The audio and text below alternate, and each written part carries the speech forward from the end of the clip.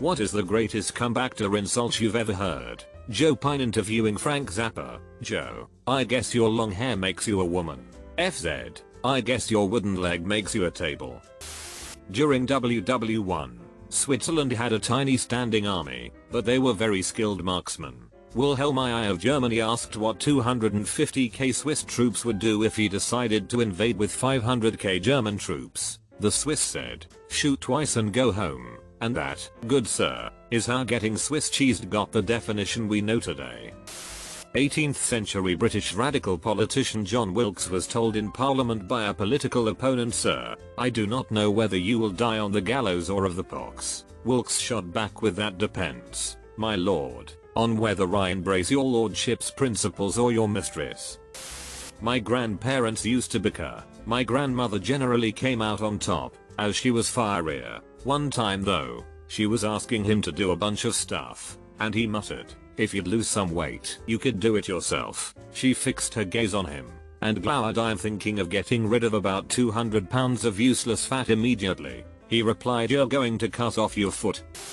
Someone yelled out in a Walmart, I'm not ashamed of who I am. Another voice echoed back, that's your parents' job. Back in middle school I was at Walmart with a friend of mine looking for pants. Being a tomboy, I like to wear baggy boys pants. Nor did I wear makeup. Another kid came up to me and snarkily asked PFFT, what are you, a boy or a girl? And without missing a beat I responded, why, do you think I'm hot? He just got flustered and walked away mumbling obscenities. This was the 90s, so that gender question actually was insulting to my 14-year-old brain.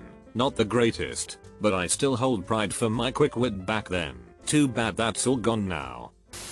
Saw a clip of a stand-up comedian the other day, and he says something along the lines of, the first time I had sex it was terrible. The first time I had sex. And a woman chimes in with, you mean yesterday? Crowd laughs for a while, and while the comedian is waiting for them to calm down you can see the gears turn in his head. Once it gets down to basically a few chuckles, he just says, glad you remember, and the crowd just lost their It was amazing. I used to work with this like 70-year-old woman. She was our supervisor, and one day one of the ladies who worked with us told this old lady to kiss my A, and the old lady replied, where do I start? You're so fat your crack goes all the way up your back. Quiet guy in my art class got called queerbait. He replied with, if I'm the bait then you're the catch of the day. One of my co-workers was cold calling customers, trying to get appointments to drum up business. One of them told him to go F his hand, and he responded with, I've got that penciled in for 3. I should be done by 4 if you'd like to come in for an appointment then. The guy laughed his A off and ended up coming in for the appointment. Winston Churchill, of course. Lady Nancy Astor, Winston, if you were my husband, I'd poison your tea. Churchill, Nancy, if I were your husband, I'd drink it. I was the one insulted, but not the one with a comeback. I was out with a co-worker and her friends, and my buddy and I were leaving a little too early for her sensibilities. She jokingly got up in my face and said, smell that? Smells like PSY. A guy playing at the pool table next to us stepped forward and said, I'm sorry, that must be me. I just ate. It was amazing. Not heard, but read. Easily the Spartans' reply to Philippi I of Macedon. As Philippi I of Macedon was conquering Greek city-states left and right, Sparta was left alone. Philip had achieved a crushing victory, and Sparta was relatively weak and without walls. Philip sent a message to the Spartans saying, if I invade Laconia you will be destroyed, never to rise again. The Spartans replied with one word, if. My grandma asked my cousin, who'd had lots of partners and 2 kids at this point, if she was ever going to get married. Cousin, it's not the same nowadays. We don't buy cars without test driving them first. Grandma, yeah, but they don't let you put 100,000 miles on them either. Point goes to granny. A friend of mine was getting beheaded by these 2 identical twin girls in a class I had once. He replied with a troubling look on his face and said, if you 2 are identical, how come only one of you are hot? That dude played the long game as those 2 girls looked rather perplexed for the rest of the session. Fixed. In high school, we congregated in our cliques around the benches. One friend is cracking his knuckles and did this fairly often. Another friend saw this and remarked, you pop your hands a lot. You must jerk off a lot. The friend that popped his hands immediately looks at him and calmly says, you pop your jaw a lot. You must suck dick a lot. Weirdly enough, no one laughed. We just all shrugged and took it as a logical explanation. It's been over 20 years and I still think about the logic. The greatest comeback I witnessed was when Kumail Nanjiani was on Mean Tweets and someone asked, is your dick multiple colors? And he said yes. Every shade of your mom's lipstick. What are you looking at? I'm still trying to find out.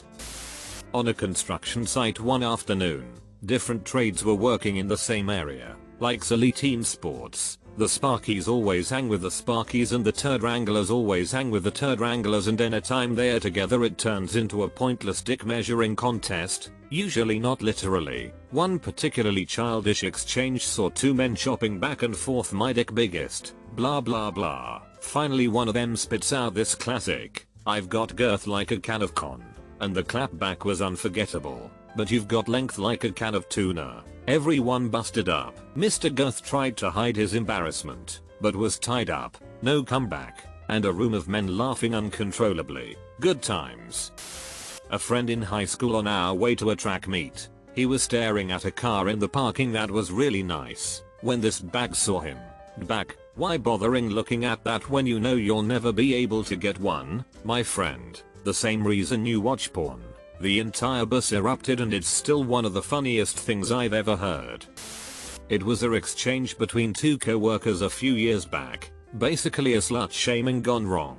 Person A had only ever slept with one person, their previous boyfriend that they were still obsessed with. Person B was the opposite and would bang a different person every week. Person A, I can't believe how many people you've slept with. I don't understand how people can have sex with someone they aren't in love with. Person B, well your ex-boyfriend seemed to manage it okay. Person A, silence as he dies inside.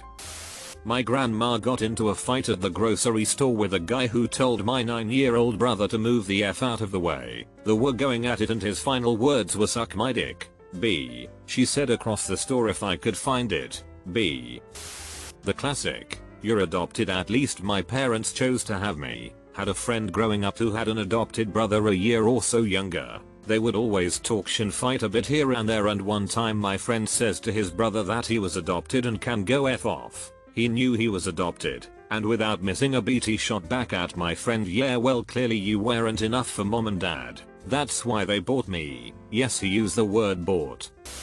Glenn McGrath, Aussie cricketer, got frustrated with Ed O'Brandis as his every attempt to stump Brandis failed. This is what happened next. McGrath, why are you so fat? Brandis, because every time I F your wife, she gives me a biscuit.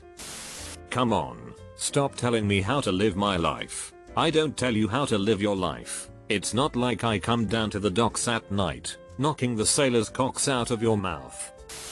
Me, we should learn from our mistakes, my friend. So that's why you have a younger sister? Definitely a great comeback, but not to an insult, more to an annoyance. I was a camp counselor for a few years at a summer camp. One day my group took a hike to a large rock where we had lunch. My campers were between 8 and 10 years old. This one kid we'll call Jeff keeps poking another kid we'll call Matt in my group to look at this hole in the rock. It's so cool.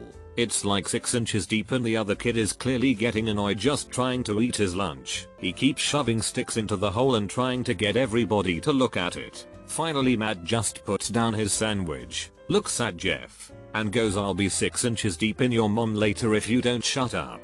I was trying so hard to be stern with this kid for saying something so inappropriate, but I kept cracking up. It was just such a disproportionately ridiculous thing to say coming from a 9-year-old. Gandhi, after a reporter asked him a question. Reporter, what do you think of Western civilization? Gandhi, I think it would be a good idea. Was out with a friend who was wearing a silly outfit. Someone came up and said, why are you wearing that? It's not Halloween. He replied with, then why don't you take off that hideous mask? When my younger brother was about 5 he would hold up a picture of an ape and say, hey, look in this mirror. To which my older brother replied, that's a picture of an ape, but I see why you thought it was a mirror.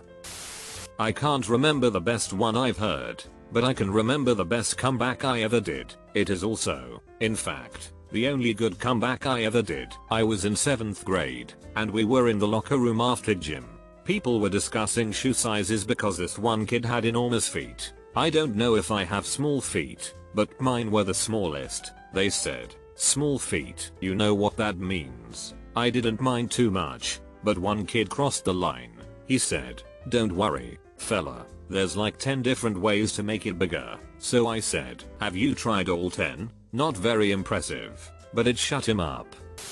I work at a hotel. A few years ago this guest got into a spat with our security officer over something, but she wasn't getting whatever she wanted, so she told him he was full of S. Our security officer replied immediately, no I'm not. I took care of that this morning, but thank you for your concern for my good health and regularity. At this time I was about to bust up laughing, so I had to excuse myself to the back office, and as I was leaving I heard him continuing on with this lady, deadpan, but I promise I eat a healthy diet full of fiber. It warms my heart to know you're concerned with me having regular bowel movements, so the next time I'm constipated I know you're thinking of me. It continued on, and all the more he's playing this deadpan and it's making the lady madder and madder, and I'm in the back laughing so hard I'm nearly crying. After that spiel was over though, she didn't give us any more problems the rest of the night. I was bullshitting with a couple of buddies, and may have suggested that I banged one of their moms, to which said friend replied, my mom's dead. My mouth bypassed my brain and replied, that explains the dirt.